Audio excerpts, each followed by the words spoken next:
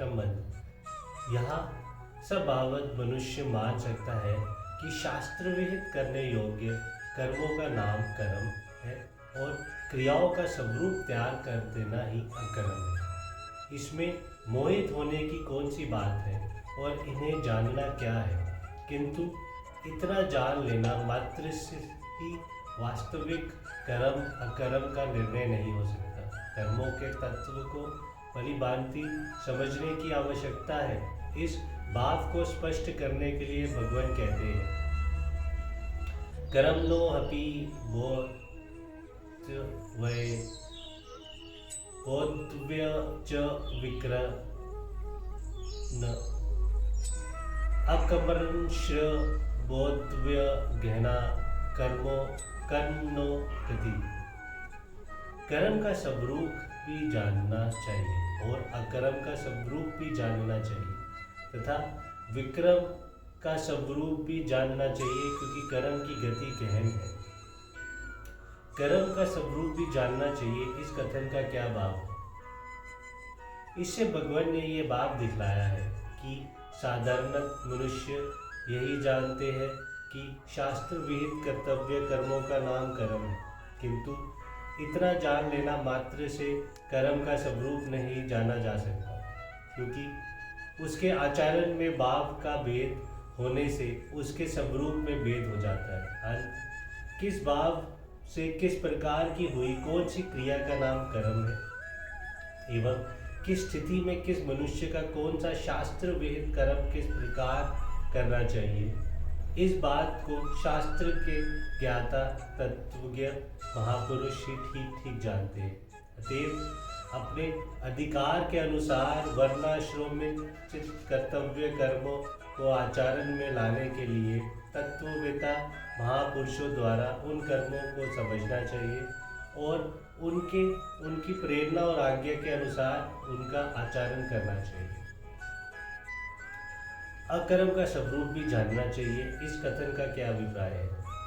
इसे भगवान ने ये भाव दिखलाया है कि साधारण मनुष्य यही समझते हैं कि मन, वाणी और शरीर द्वारा की जाने वाली क्रियाओं को स्वरूप से त्याग कर देना ही अकर्म यानी कर्मों से रहित होना है, किंतु इतना समझ लेने मात्र से अकर्म की वास्तविक स्वरूप नहीं जाना जा सकता, क्योंकि भाव के भेद से इस प्रकार का अकर्म भी कर्म या विक्रम के रूप में बदल जाता है और जिसको लोग कर्म समझते हैं वह अंत किस भाव किस प्रकार की हुई कौन सी क्रिया या उसके त्याग का नाम अकर्म है एवं किस स्थिति में किस मनुष्य को किस प्रकार उसका आचरण करना चाहिए, इस बात को तत्वज्ञानी महापुरुष ही ठीक ठीक जान सकते हैं। अतएव कर्म बंधन से मुक्त होने की इच्छा वाले मनुष्य का उन महापुरुषों से इस अकर्म का स्वरूप भी भलीभांति समझकर उनके कथनासूर साधना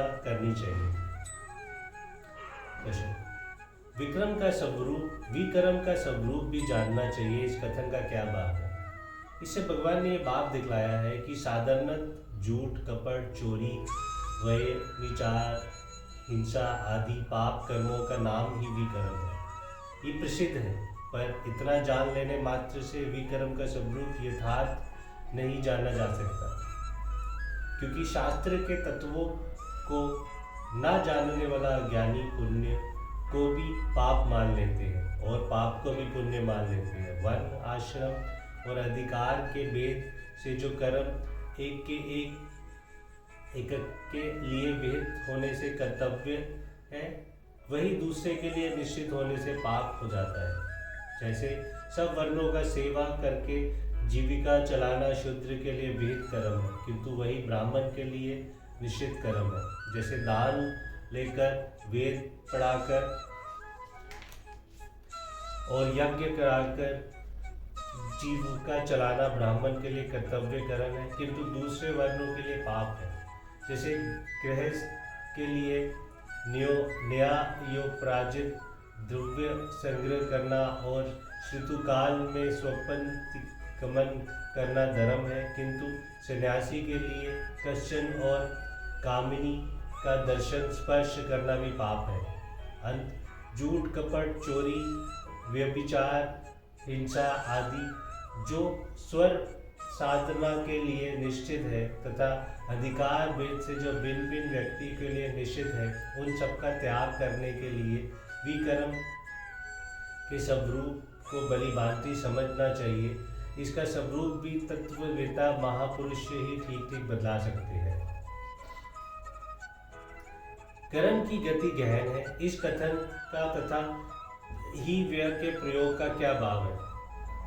ही अव्यय या हेतुवाचक है। इसका प्रयोग करके उपयुक्त वाक्य से भगवान ने ये भाव दिखलाया है कि कर्म का तत्व बड़ा ही गहन है। कर्म क्या है, अकर्म क्या है, विकर्म क्या है, इसका निर्णय हर एक मनुष्य नहीं कर सकता। जो विद्या बुद्धि से की दृष्टि से पंडित और बुद्धिमान है, वह भी कभी कभी इसके निर्णय करने में असमर्थ हो जाता है। कर्म के तत्व को भली भांति जानने वाले महापुरुषों से इसका तत्व समझना आवश्यक है।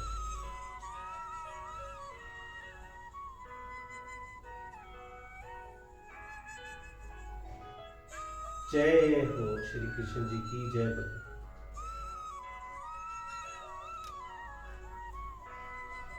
हरे कृष्णा।